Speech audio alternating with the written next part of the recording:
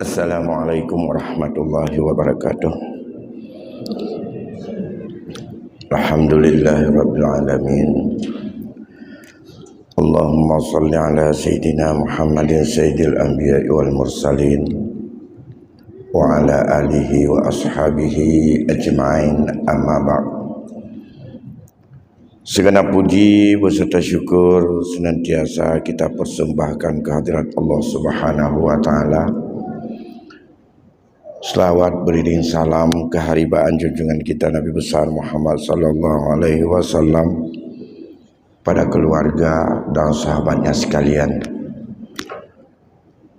Tunggu-tunggu bapak-bapak sidang hadirin jamaah salat maghrib yang dimuliakan Allah Subhanahu wa taala. Insyaallah pada malam ini kita sebentar tinggalkan dulu masalah faraid dan saya baca sepotong hadis Rasulullah sallallahu alaihi wasallam berkaitan dengan betapa peran hijrah itu hubungannya dengan hati dan niat itu sendiri. Namun dalam konteks ini andai kata ada jamaah yang ingin untuk menyampaikan berkaitan dengan masalah kasus dalam faraid, kami persilakan saja dan kita tuntaskan pertanyaan tersebut untuk kepentingan kita bersama. Ada sebuah hadis Rasulullah yang ada dalam kitab syarahan Al-Majalisus Saniyah yang merupakan syarah dari kitab Matan Arba'in yang dikumpulkan oleh Imam Nawawi, di mana Rasulullah sallallahu alaihi wasallam berdasarkan daripada hadis dari Amirul Mukminin Umar ibnu Khattab, ia berkata, sami'tu Rasulullah sallallahu alaihi wasallam yaqul, innamal a'malu binniyat wa innama likulli imri'in ma nawa, faman kanat hijratuhu ila Allahi wa rasulihi fa hijratuhu ila Allahi wa rasulihi, wa man kanat hijratuhu ila dunya yusibuha aw ila imra'atin yankihuha aw yatazawwajuha fahijratuhu ila ma hajara ilaih. Yang arti dari hadis ini sebelum penjelasannya, Umar ibnu Khattab Amirul Mukmin yang digelar juga dengan Abi Hufas, ia mengatakan, aku dengar Rasulullah SAW bersabda, apa saja segenap amalan itu adalah sangat ditentukan oleh niat kita. Oleh karena itu Allah juga akan berikan nilai daripada amalan itu sesuai menurut derajat dan nilai dari niat itu sendiri. Siapa saja yang berhijrah untuk menuju mencari ridha Allah dan Rasulnya, ia akan sampai bertemu dengan janji Allah dan Rasulnya. Sebaliknya, siapa saja yang ia berhijrah untuk mendapatkan kepentingan dan bahagian yang ada di dunia ini, atau kepada seorang wanita yang ia untuk menikahinya, fahijratu ila ma hajara ilaih, hasilnya kalau dia dapatkan kepada apa dan kemana ia berhijrah. Sebelum carahan hadis ini kita perpanjang, kita awali dulu sedikit berkaitan komentar para ulama berkaitan dengan status hadis ini. Banyak para ulama berpendapat bahwa seandainya kami menyusun kitab 1000 biji, sungguh tetap akan kami mulai dulu dengan hadis ini. Itu kata. Mengapa? Karena hadis ini mengandung makna yang sangat luas, sangat penting menentukan kepada apa saja yang dilakukan. Setetes pena pun yang jatuh nilainya sangat ditentukan oleh hadis ini. Sekecil apapun yang kita lakukan sangat ditentukan oleh juga mutunya dari hadis ini. Bahkan orang yang tak sempat melakukan apapun bila ia sudah buah komitmen dalam hati terhadap i'tikad dan kasat niat yang tulus, ia akan bertemu dan mendapatkannya. Itu katanya. Kemudian ada sebahagian lain, mereka berkata, madarilu Islam ala hadisi innamal a'malu binniyat wa hadisi al halalu bainan wal haramu bainan, katanya. Wa hadisi man amila amalan laisa alaihi amruna fahuwa rad. Hadisi min husnil islamil mar'i tarkuhu ma la ya'ni. Fa kullu wahidin minha rub'ul Islam. Sebagai ulama berpendapat bahwa Islam ini mencakup pada 4 buah hadis. Udah lengkap Islam semuanya. Bila seseorang mampu untuk menghayati, mengamalkan dan meyakini serta untuk mengaplikasi 4 hadis. Yang pertama hadis yang kita bacakan tadi. Innamal a'malu binniyat wa innamal likulli imri'in ma nawa. Wa man kana hijratu ila Allah wa rasul fa hijratu ila Allah wa rasul. Wa man kana hijratu ila dunya yusibuha aw ila imratin yankihuha fa hijratu ila ma hajara ilaih. Satu. Yang kedua, hadis al halalu bayyinun wal haramu bayyinun wa bainahuma mutasyabihat. Dan seterusnya sampai ujungnya ala fil jasadi mudghah idza saluhat saluhal jasadu kulluh wa idza fasadat fasadal jasadu kulluh ala wahyal qalbu. Hadis yang ketiga, ya, yaitu ini 2 hadis. Hadis yang ketiga adalah kata para ulama, yaitu hadis man amila amalan laisa alaihi amruna fawarad. Apa saja amalan yang dilakukan oleh seseorang yang amalan itu tidak didasarkan kepada apa yang kami perintahkan atau urusan kami, itu ditolak. Islam menolaknya. Islam tak mengakuinya. Hadis yang terakhir, keempat, min husni islamil mar'i tarkuhu ma la ya'ni. Termasuk sebaik-baik Islam seseorang dalam dirinya, siapa yang mau meninggalkan sesuatu yang merasa bahwa itu tidak penting. Perbuatan itu sia-sia.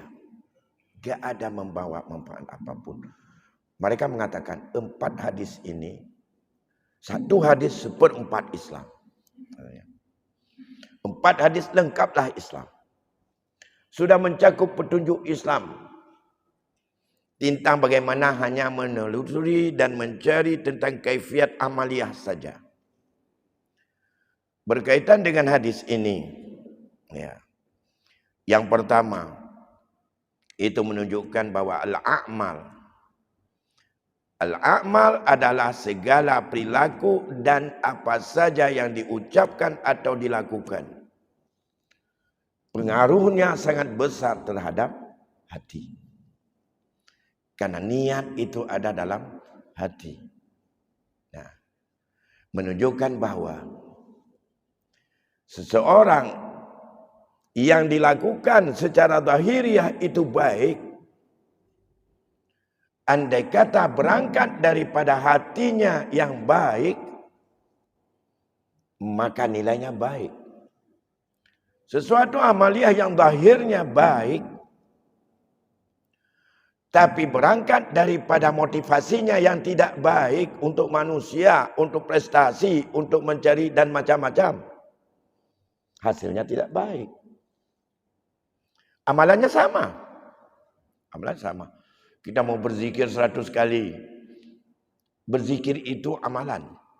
Karena itu adalah merupakan amalan lidah. La ilaha illallah. Nilainya apa itu? Tergantung. Yang keluar di mulut la ilaha illallah itu. Tujuan kita keluarkan itu apa? Itu amalan lidah. Saya malam ini mengajar. Menyampaikan hadis Bapak dan Ibu untuk segala macam berkaitan dengan hukum-hukum baca dalam kitab apa yang sudah ditinggalkan oleh para ulama seperti tentang penjelasan hadis ini. Itu apakah saya ini mendapatkan sebagai amal yang saleh, ilmu yang tafa'u bih? Belum tentu. Tergantung untuk saya. Ilmu itu adalah apa niat saya. Mulai dari tadi. Setiap malam Rabu saya hadir menyampaikan. Nah, berkaitan dengan urusan hati ini berat. Urusan ikhlas ini berat, urusan hati. Ini hadis yang pertama, nanti akan kita lihat. Hadis yang kedua. Ini menyangkut dengan masalah finansial. Ini menyangkut dengan tunjangan hidup yang berkaitan dengan materi. Dan ini sangat dominan. Maka bicara halal yang mana, haram yang mana, boleh dimiliki atau tidak, syubhatnya yang mana. Halal, haram, syubhat ini sangat tergantung kepada orang yang main dalam syubhat. Menjadi kupasan yang panjang. Sehingga di situ menentukan apakah kita wara'a atau tidak dalam sufinya. Sikap hati. Karena man hama haulal hima yusyak wa yaqa'af.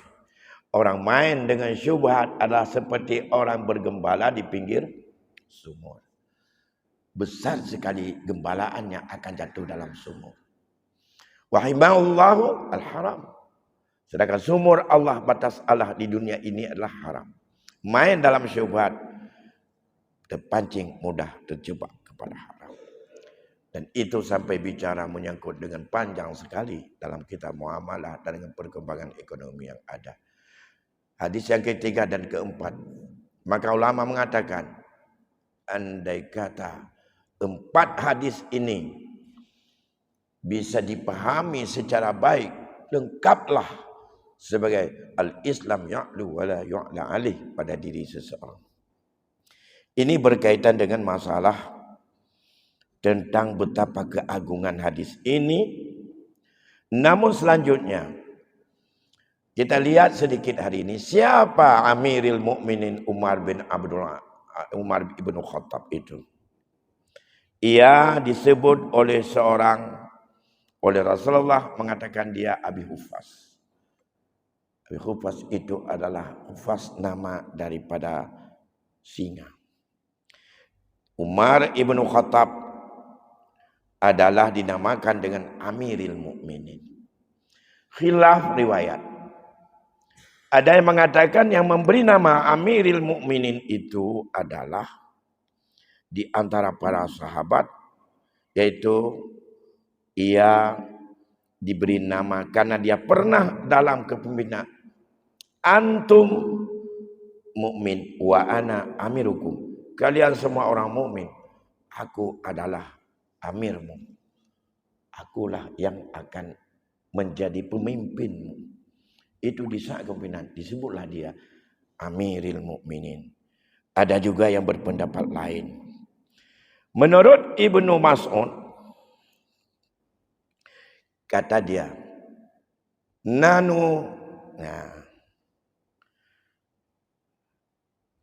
nuqaddiru ala nusalli indal Ka'bah hatta aslama Umar, kata dia.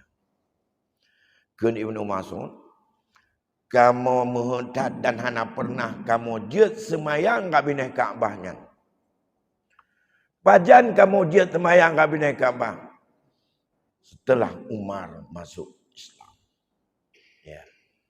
Itu Umar. Nawaqib dia banyak sekali. Kehebatan dia banyak sekali. Maka dikatakan bahwa Islam Umar adalah izzul Islam, menang Islam. Itu doa Nabi.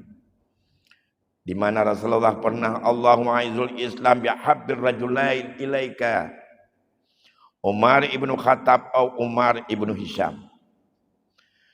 Rasul berdoa, ya Allah, muliakan Islam ini, megahkan Islam ini dengan mencintaimu oleh dua orang laki-laki, yaitu yang pertama Umar ibnu Khattab, yang kedua Umar ibnu Hisham. Umar ibnu Hisham itu Abu Jahal. Ya. Apakah Umar ibnu Khattab atau Umar ibnu Hisham?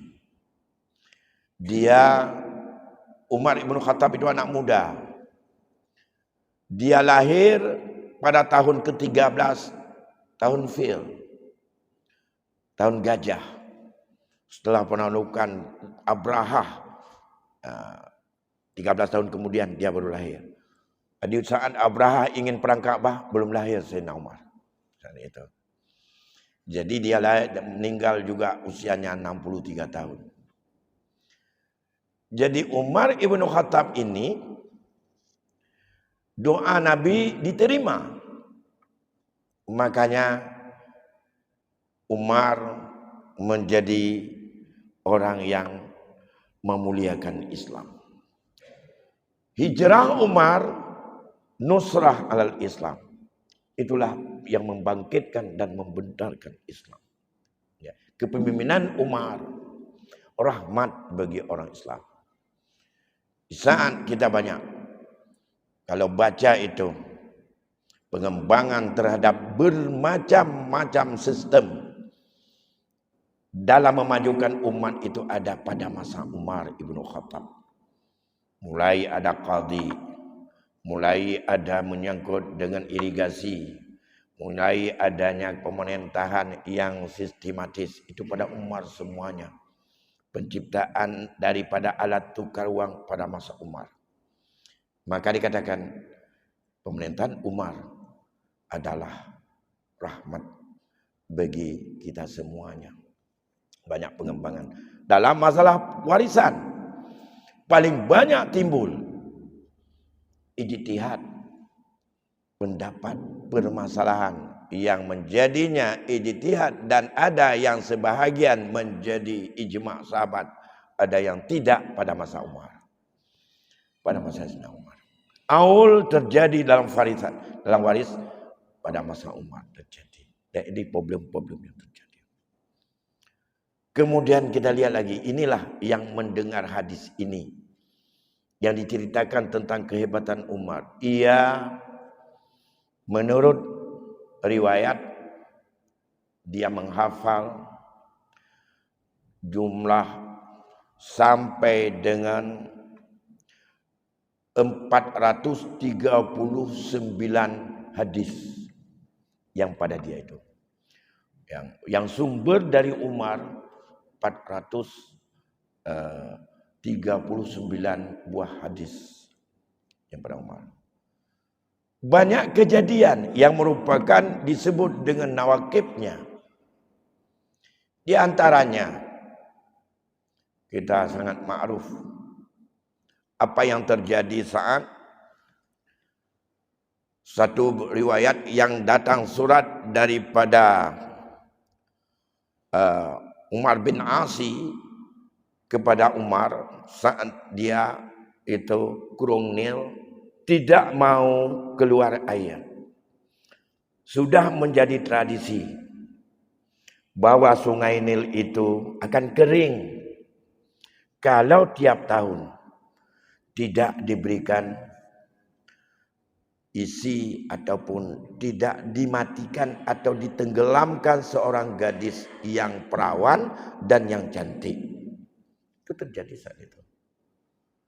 Krungnil ada sangkira yang bak jaro umar uronyo hana tole ing krungnil menyoje yang kait semah ke jin Nil.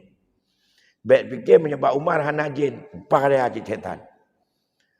Ada Umar ibnu Asim melapor, ya Amiril Mukminin, air Sungai Nil tidak akan mau untuk keluar dan menambah kalau setiap tahun dan saat ini tidak mau untuk dikorbankan, dicampakkan seorang gadis ke dalamnya. Akhirnya kalau demikian kata Umar, ini sumber dari Ibnu Abbas. Apa beliau? Ia tulis sebuah surat. Kemudian surat itu diberikan kepadanya. Isi suratnya adalah, ia perintahkan, campakkan suratku ini, tulisanku ini dalam Sungai Nil itu. Setelah itu kamu lihat bagaimana dengan Sungai Nil ini. Isi dalam surat itu adalah, innaka in kunta tatla min indillah fadli in kunta tatla min indi nafsika fala hajatul lana bika. Ya. Kemudian fatala'a walam tulqa fihi ba'da zalika imra'atun. Kalau airmu ini, kamu wahai Nil, kamu keluar air ini adalah karena Allah, sekarang keluar kamu. Menyokai krung Nil nyoka tebit karena Allah, citebit rohnya. Tebit. Hana urutah hana tebit. Tapi menyoka tebit, ianya karena kekuatan roh dan air ini daripada hak kamu, siapa kamu wallahu alam, maka kami tak butuh kepadamu. Jangan keluar. Anak perlu kamu kawakah. Anak perlu ke iakah itibit ini. Menyokonkah itibit karena Allah. Mulai saat itu keluar air Sungai Nil. Sampai dengan hari ini. Bukan sampai masa selanjutnya tak pernah lagi kering dan tak pernah lagi untuk memberikan sesajen. Jadi menyomenan meno sesajennya wadah tinau makan kana. Ketajan bagi tanya bagian tapuja mangkapunyan kan mata uronyona mata Umar kana. Demam menyo sesajen yan tema ba Umar ada ba Umar pinya sesajen yan setan. Bukan kalau Umar tidak datang setan. Sampai pada Rasul juga datang setan. Rasul galom truk keduri. Kata Umar wallahu alam penampak tapi dengan kata dia, andai kata kamu keluar karena Allah maka keluar sekarang. Nyana surat. Suratnya kenan na tulis ia gelantori nang terakhir lakanya ke surat ini. Itu kehebatan Umar saat itu. Jadi tapi dumnan keramat Umar anak ya pedah droga Rasul. Anak ya pedah droga ulia. Anak ya pedah droga untuk orang yang cabling yang harus untuk dihargai, yang harus dipemulia. Enggak. Hebat Umar. Dia oleh karena demikian, anugerah yang Allah berikan itu hanya karena Umar itu tulus dan ikhlas karena Allah. Kejadian yang lain. Pada masa Umar, setiap tahun ada satu bulan selalu datang api. Api itu datang dari gunung, manusia semuanya kalau enggak terbakar, lari semuanya puntang-panting masuk. Masyarakat lapor padanya. Ya Umar, ini masyarakat puntang-panting. Setiap saat itu, api itu terus lari. Kalau demikian, kata Umar, silakan. Kapan terjadi? Bulan-bulan selalu tanggal sekian. Kemudian Umar panggil daripada anak buahnya, budaknya, orang pembantunya di rumah. Kemudian dia ambil rida Umar itu. Kemudian kata dia, kamu keluar ke tengah kota Madinah. Andai kata itu terjadi lagi, kapan saja. Di saat orang pun tampating lari karena takut panas dengan datang lagi kilat, nah, lagi belantu ke teruk. Wah, kena ngurus mandu. Nah, kemudian kamu keluar dan hemparkan rida ini. Katakan, ini rida Umar ibnu Khattab.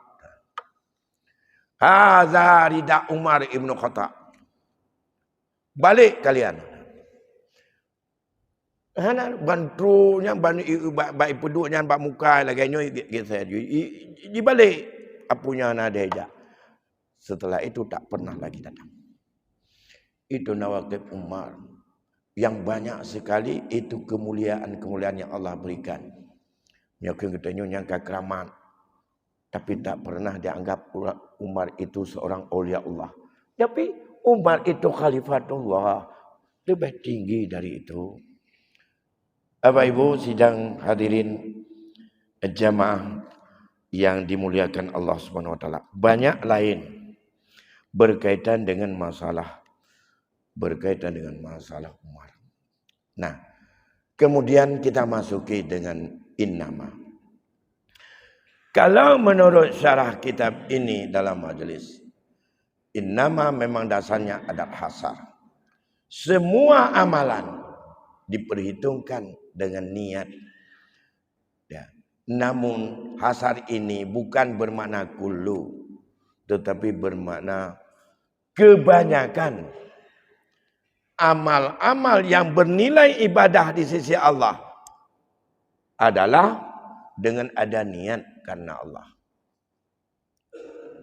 Tapi ada sebahagian amalan juga yang kadang-kadang tanpa niat ia bernilai ibadah dan mendapatkan hasil ibadah kepada Allah. Antaranya azan. Azan tak perlu niat, ini saya azan karena Allah, tulus aku karena Allah, enggak. Yang penting azan dia.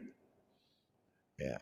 Begitu azan tanpa niat, nilai azan itu sebagai memanggil, mendakwakan, mengajak orang untuk salat, itu bernilai ibadah. Begitu juga membaca Quran. Kecuali itu tanpa niat, kecuali niatnya untuk dunia, hilang pahala akhirat. Kalau saya tidak azan nanti, habis bulan tak dikasih teken Pak Muslim, yang kagak ada nilai. Kiban cara tu naji hai kubang itu, tu mamnya hang kubang tu napa teken itu, kau pakai kamu tedi aku. Nya, myo kadro kenanya kabaya. Itulah man hajara ila dunya yusibuha itu. Makanya yang paling hak itu di saat dunia serba material.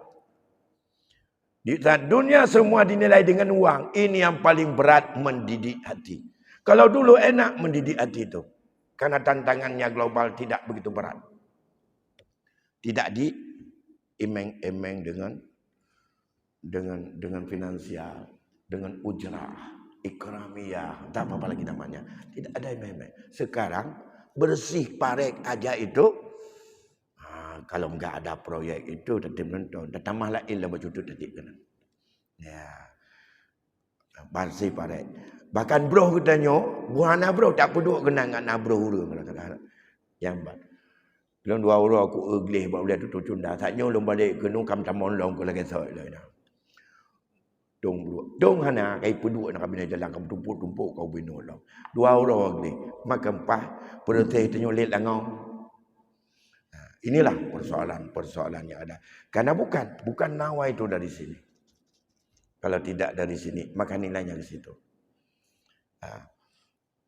Oleh karena demikian, berkaitan dengan bagaimana nilai niat itu, banyak dihikayakan. Ada sebuah hikayah yang diceritakan dalam kitab ini, bahwa seorang hamba pada hari kiamat, lantas kepadanya diberikan catatan. Lantas ia mengambil dengan tangannya. Fayajidu fihi hajjan wa jihadan wa sadaqatan ma fa'alaha. Fayaqulu, ya Rabb, laisa hadza kitabi. Fa inni ma fa'altu syai'an min zalik. Fayaqulu Allah Ta'ala, hadza kitabuka li'annaka 'asat umran tawilan wa anta taqul law kana li malun hajajtu min. Law kana li malun tasaddaqtu min. Fa'ariftu zalika min sidqi niyyatika. Fa'ataituka sawaba zalika kullu. Maka hari ini kuberikan seluruh apa yang ada dalam hatimu. Seorang hamba, ini diriwayatkan dalam sebuah hadis cerita Rasul.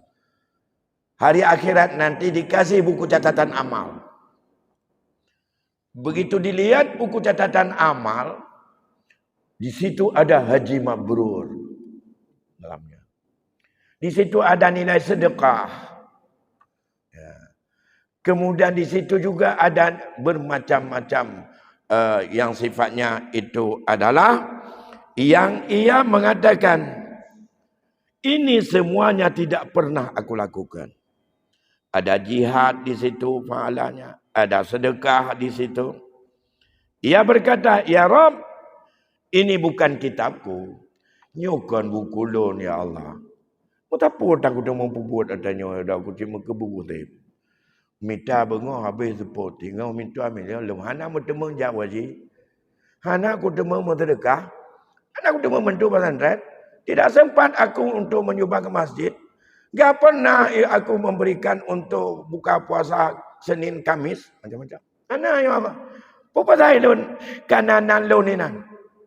Nyu katalah ya Allah. Nyu kan buku lun. Apa jawab Allah SWT? Kamu dulu di dunia, kuberikan hidupmu yang panjang. Tapi kamu tak mampu untuk naik haji. Tapi kamu selalu berkata, ya Allah, seandainya aku punya harta, aku mau pergi haji. Seandainya aku punya harta, aku mau bersedekah. Seandainya aku mau bantu anak yatim. Seandainya aku nanti punya duit, macam-macam seandainya. Saya tahu, kata Allah, apa yang kamu ucapkan itu tulus dalam hatimu. Ikhlas lahir daripada niatmu. Kan karena penggemar baurung. Kan karena nyok kumu sedekah. Supaya begitu pun diurung rau pi urung masih. Tak. Allah tahu. Hati kita Allah yang tahu. Di saat kita inginkan. Karena kamu adalah tulus, karena aku tahu kesucian dari niatmu. Maka nilai itu kuberikan kepadamu hari ini. Ambillah semuanya. Hana tajak wajib, mentemu haji mabrur. Hana tamu sedekah, mentemu pahala sedekah. Hana digedanya sapu pakat, itulah yang diberikan karena niatnya. Tapi dia tak sanggup untuk tidak karena mengkait dengan harta. Ya, red harta. Mungkin dengan Allah hana gebi kelebihan harta bagangan. Di saat dia tidak mendapatkan harta yang banyak, maka dia tak pernah berubah niatnya. Nyu yang dia kitanya lagi tak lapar. Watehana cukup pa. Watehana nak tinggal kenan le. Ya. Haji nak tinggal tadi bantu orang tinggal kali kalingnya pergi ada doa tumbuh. Dan kita tidak mengakui hari ini bahwa apa yang kita punya seolah-olah kita enggak punya. Padahal kita punya. Lu jak waji. Sekarang kita baru sibuk pergi waji. Apa dah jak nama waji lam 60 tahun bayar dapre. Ha ibu daftar le. Bukan begitu. Itu aturan manusia. Aturan Allah tidak ada manusia yang tahu. Sekarang, karena kapan kita sanggup langsung, saya mau ke haji ya Allah. Semoga Allah berikan kesempatan kepada saya. Aku berhaji karena inilah baru aku mampu. Atau baru ini aku sadar. Baru uranyo, baru kepengek kujak. Urojeh cihang kutip, alasan karena muda, temaku naik pertimbang. Karena memang akibat je. Mia urojeh, tunyo tajuk, tunyo je tajak. Watekan 60 ton perle untuk press baru terkejut tu. Makin mana berat mah. Dia makau tu jaman. Anda je Pulau Belang. Anda je Pulau Lampu. Peng hana apa ni peng? Galam na kali dah Pulau Lampu. Nah baju tu tutup dalam kanan. Hana menjana peng. Rumah.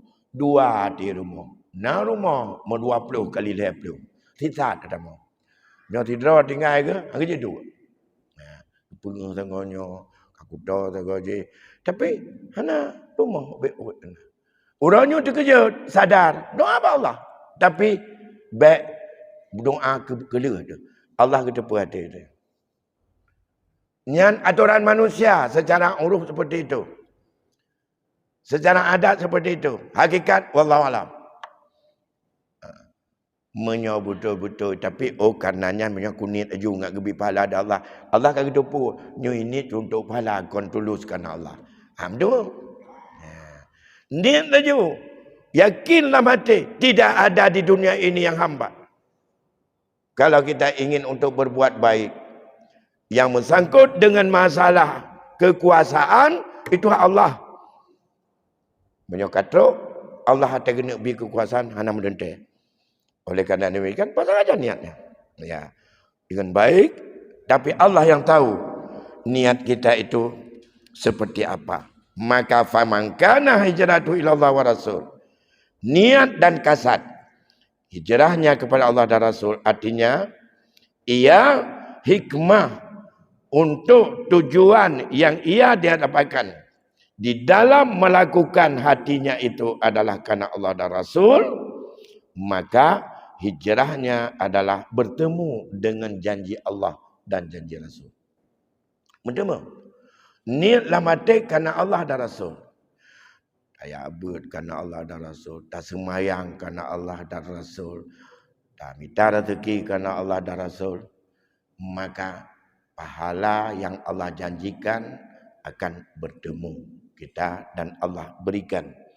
Tapi kalau bukan karena Allah dan Rasul, maka yang kita temukan apa yang ada pada manusia itu sendiri. Bapak Ibu sidang jamaah yang dimuliakan Allah Subhanahu wa taala. Oleh karena demikian, ya, setiap pribadi maka kita hijrah yang sesungguhnya di dalam hadis ini adalah fisik tidak menentukan kualitas. Tapi yang menentukan hijrah adalah hijrah mental dan hijrah dari niat. Jadi betapa isinya lihat. Seorang laki-laki secara zahiriah ia tinggalkan Makkah berangkat ke Madinah. Ikut menjadi muhajir bersama Rasul. Tapi diketahui kemudian dalam duduk tanpa sadar bahwa ia pergi ke Madinah bukan dalam rangka karena ingin untuk mengembangkan agama di negeri yang penuh dukungan, yang penuh potensi untuk bisa untuk beribadah dan berjihad, yang bisa menyusun kekuatan dan merajuk ukhuwah. Rupanya dia karena ada seorang wanita yang dalam riwayat itu saya enggak ingat lagi, ia ikut hijrah pada Rasul.